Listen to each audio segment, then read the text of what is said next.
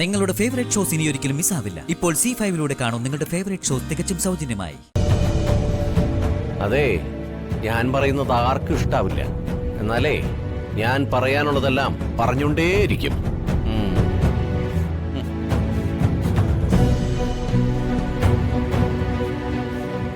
കാര്യങ്ങൾ എങ്ങനെയെങ്കിലും ഒന്ന് കരക്കടിക്കുമെന്ന് വിചാരിച്ചപ്പോ അത് കൂടുതൽ കൂടുതൽ വഷളാവുകയാണല്ലോ ദൈവമേ.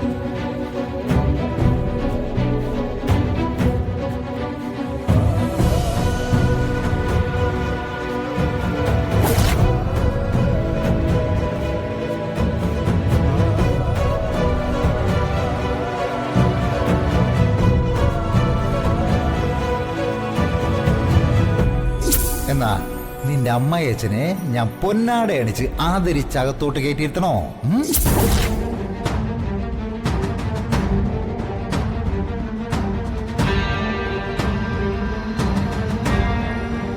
ഓ, സംബന്ധക്കാരനല്ലേ? അകത്തിരുത്തി അമൃതത്വം കൊടുത്ത് പള്ളിയുറക്കവും കഴിച്ചു വിടാം. അതാ നല്ലത്.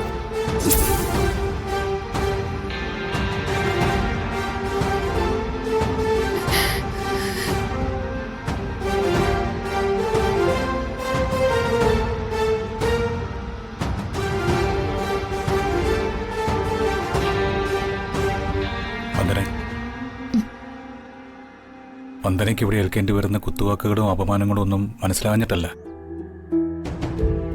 എനിക്കിപ്പോ വേണ്ട.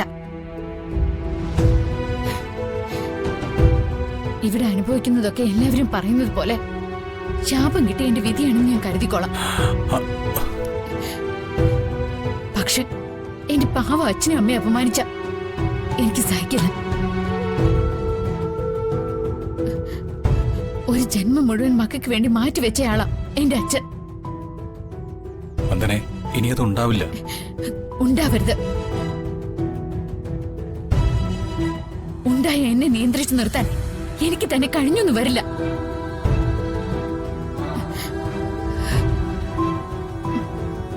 വന്ദന, ഇവിടെ ഇരിക്കാതെ റൂമിലേക്ക് ചെല്ല്. വേണ്ട. ആ മുറിയിൽ ഇരിക്കുമ്പോ തന്നെ എനിക്ക് ശ്വാസം മുട്ടും. എന്നിലെ ജീവശ്വാസമൊക്കെ കുറഞ്ഞു കുറഞ്ഞു വരുന്നത് പോലെ. നിങ്ങൾ വേണമെങ്കിൽ അവിടെ പോയിരുന്നോ? എനിക്കിവിടെ അല്പനേരം തനിച്ചിരിക്കണം. ചെയ്തത് പൊറുക്കാൻ പറ്റാത്ത തെറ്റാണെന്ന് എനിക്കറിയാം.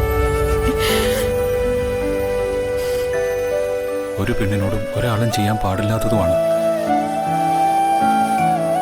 ഇത് പറഞ്ഞ് പലപ്പോഴും വന്ദനോട് ഞാൻ ക്ഷമ ചോദിച്ചിട്ടുള്ളതോ.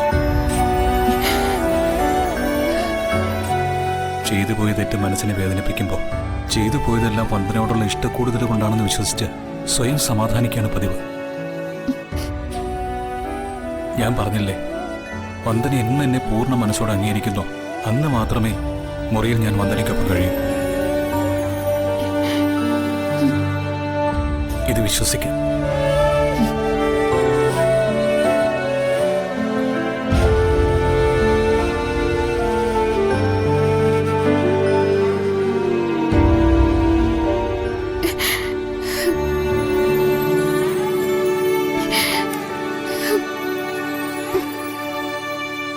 ഡൗൺലോഡ് ചെയ്യൂ C5 ആപ്പ്. കാണൂ എല്ലാ എപ്പിസോഡുകളും സൗജന്യമായി.